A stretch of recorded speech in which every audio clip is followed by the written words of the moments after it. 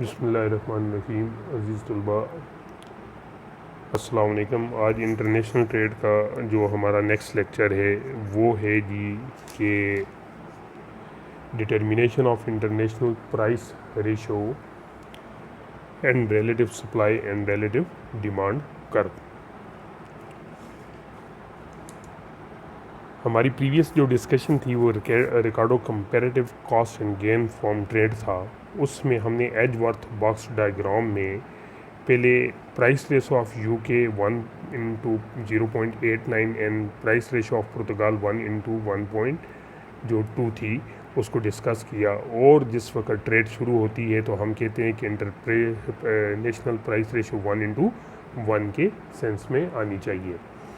अब सिचुएशन ये है कि हम यहाँ पर ये देखते हैं कि इस टेबल की मदद से कि relative price of demand and relative price of supply curve किस तरीके से डिटरमिन होती है।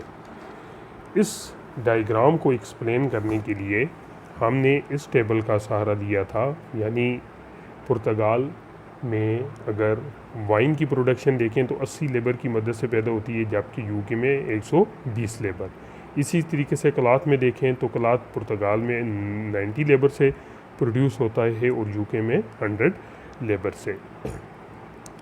अब इस तमाम सिचुएशन को हम सामने रखकर जिस वक्त जायज़ा लेंगे तो कुछ इस किस्म की सिचुएशन क्रिएट हो जाएगी कि आप ये देखेंगे कि थोड़ा सा मैं इसको मैक्सिमाइज़ कर लूँ कि आपका जो है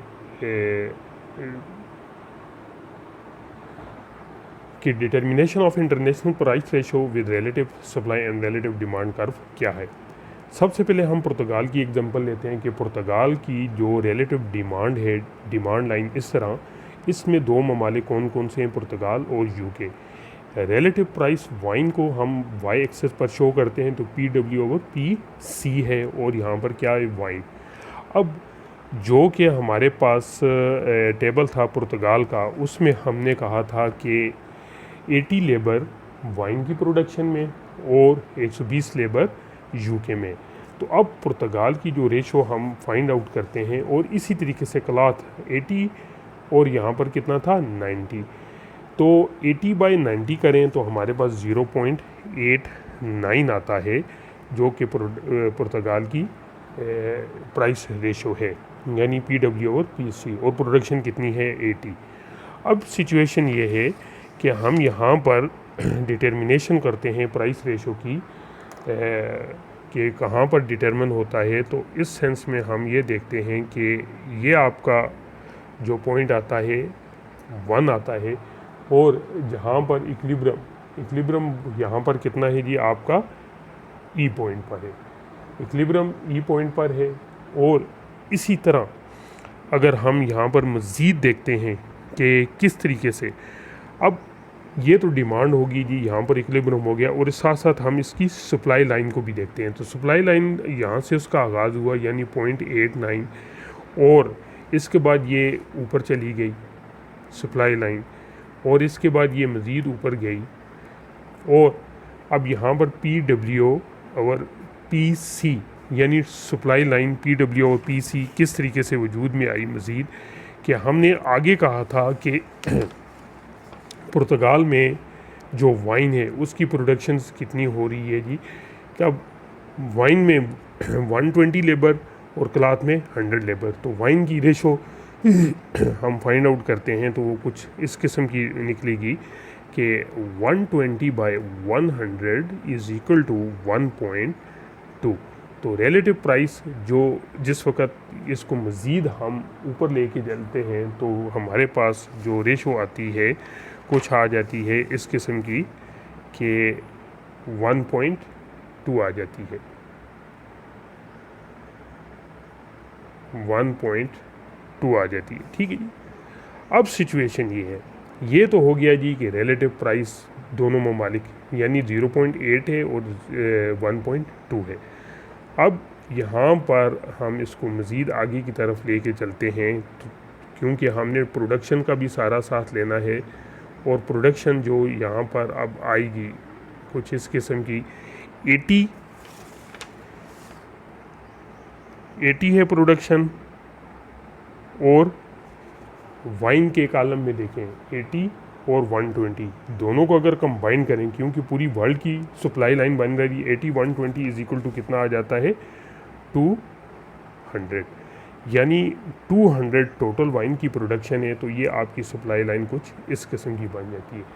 सप्लाई लाइन जिस वक्त यहाँ पर कंस्ट्रक्ट होती है तो ये आपकी SW जो है, SW में आपका पुर्तगाल प्लस UK शामिल हो जाता है।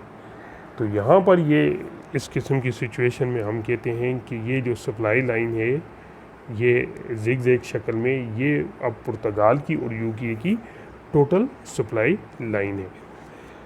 और यहाँ पर अब ये वन जो है रेशो है इंटरनेशनल टर्म ऑफ ट्रेड के हवाले से कि ये अब इसकी रेशो बन जाती है। अब यहाँ पर अब हम आगे चल के UK की एग्जांपल लेते हैं कि UK में किस तरीके से ट्रेड की डिटर्मिनेशन होती है। अब UK की जिस वक्त एग्जांपल लेते हैं तो UK में हम देखते हैं कि हमने तो ये कहा था कि UK ने भी ट्रेड शुरू की है, तो उस सेंस में आपकी जो फिगर बनेगी वो कुछ इस किस्म की हो। ये जी जो इसका है क्लॉथ है, यहाँ पर अब रिलेटिव प्राइस ऑफ क्लॉथ और PC और PW, क्योंकि UK will try to specialise in cloth making, तो यहाँ पर बाज़ बुक्स में PW और PC है तो ये गलत है। तो रिलेटिव प्राइस अगर ऑफ क्लॉथ की मालूम करना है तो जिस चीज़ की मालूम करनी है वो क्या बन जाता है नॉमिनेटर, और नीचे वाला क्या हो जाता है डिनोमिनेटर। अब सिचुएशन ये है कि हमने कहा था कि PC और अब PW हो जाएगा, तो ये उलट हो जाएगा कि 90/80 हो जाएगा। तो 90/80 जिस वक्त होगा तो यहाँ पर क्या आ जाएगा इज़ इक्वल टू 1.13 हो जाएगा। इसी तरीके से PC और PW जिस वक्त होगा तो यहाँ पर अब 100/120 है, तो ये कितना आ जाएगा 0.83 हो जाएगा। अब इस सिचुएशन को मज़ीद हम आगे की तरफ लेके चलते हैं, और पहले हम रिलेटिव डिमांड ऑफ क्लॉथ बनाते हैं।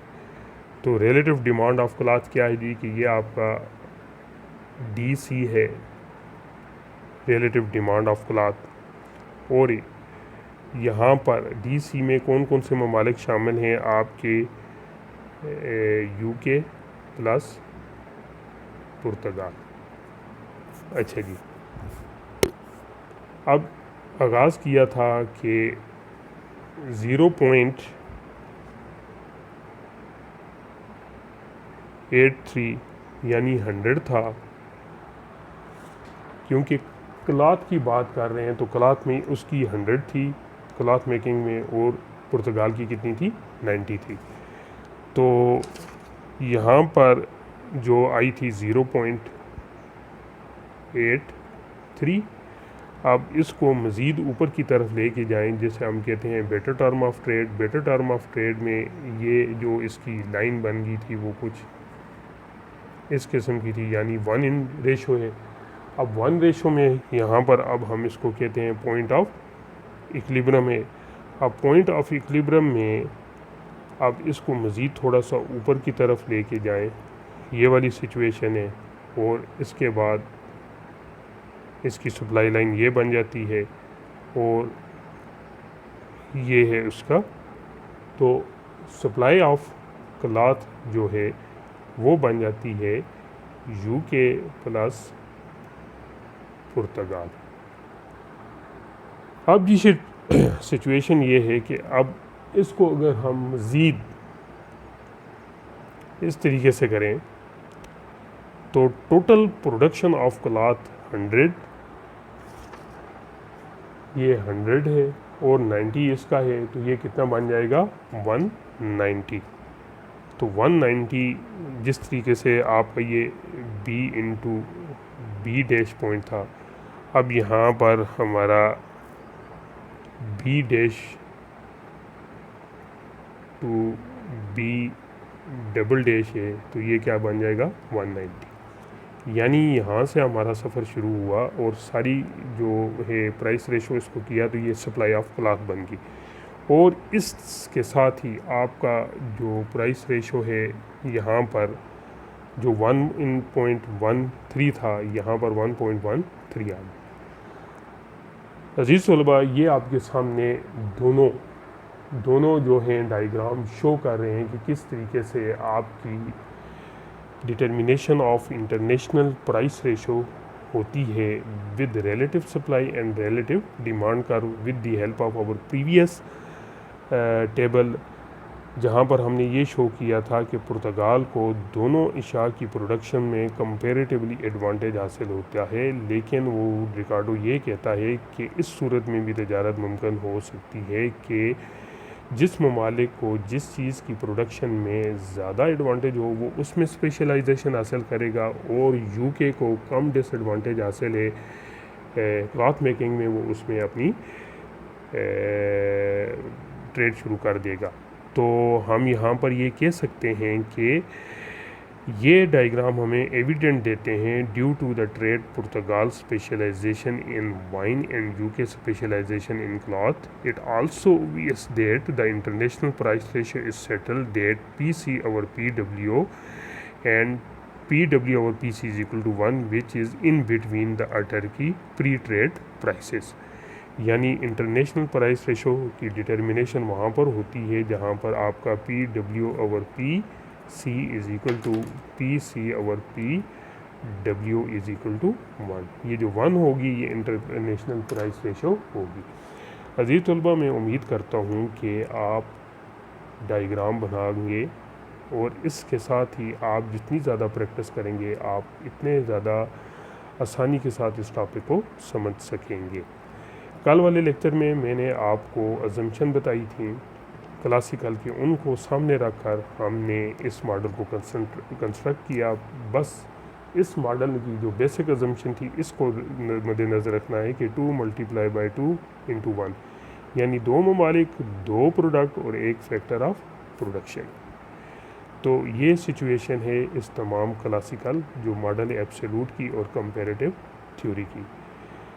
तो आप इसकी प्रैक्टिस करें, कोई क्वेश्चन हो आप मुझे व्हाट्सएप नंबर पर पूछ सकते हैं। अगले लेक्चर तक अल्लाह आपका हामी और नासिर हो।